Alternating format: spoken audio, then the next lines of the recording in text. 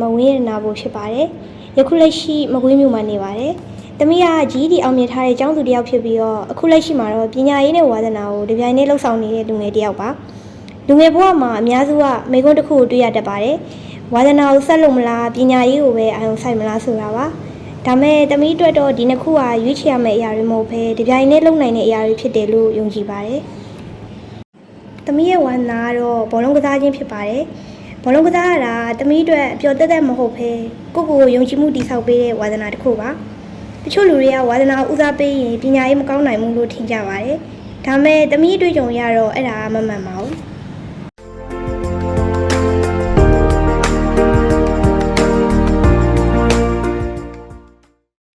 ယနေ့ခေတ်မှာပညာရေးလမ်းကြောင်းတွေဟာပိုးပြီးတော့ flexible ဖြစ်လာပါပြီ။မိမိအချိန်နဲ့မိမိ lifestyle ကိုလိုက်ပြီးသင်ယူနိုင်တဲ့အခွင့်အရေးတွေရှိလာပါတယ်။ PTA International မှာ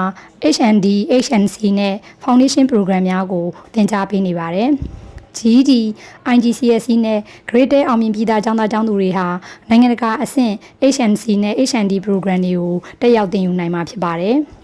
အခြေခံပညာအထက်တန်းဆင့်ကျောင်းသားကျောင်းသူများအတွက်လည်းအသက်15နှစ်ပြည့်ပြီးပြီဆိုရင် Foundation Program အခြေခံကနေစတင်ပြီးတော့ HNC, HND level များအထိဆက်လက်တက်လှမ်းနိုင်မှာဖြစ်ပါတယ်။နေရာဒေသမျိုးစုံကနေ hybrid သင်ကြားနည်းနဲ့သင်ကြားခွင့်ရှိနေတဲ့အတွက်ကြောင့်ရယ် EPDA ကလူတိုင်းတက်နိုင်မဲ့အသက်သာဆုံးသင်တန်းကြီးအစီအစဉ်တွေစီစဉ်ပေးထားတာအတွက်ရဲ့ကြောင့်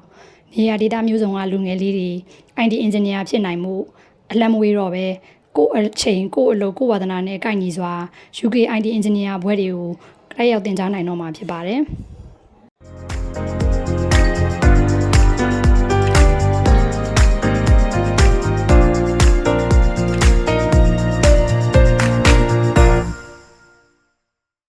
သမီးအတွက်တော့အရေးကြီးတာပညာရေးကိုမစွန့်လွတ်ဖဲကိုယ့်ဝါသနာကိုလည်းဆက်လက်လုပ်နိုင်တာပါ။ဒီနေ့မှာသမီးက IT engineer တယောက်ဖြစ်တယ်လို့အောင်မြင်တဲ့အမျိုးသမီးလက်ရွေးစင်ကစားသမားတယောက်လည်းဖြစ်ချင်ပါတယ်။ဒီလိုမျိုးဘဝကို balance လုပ်နိုင်တာကအခွင့်အရေးကောင်းတစ်ခုလို့သမီးမြင်ပါတယ်။အဲ့ဒီအခွင့်အရေးကတော့ EPDA International မှာရရှိနိုင်မဲ့အခွင့်အရေးမျိုးပဲဖြစ်ပါတယ်။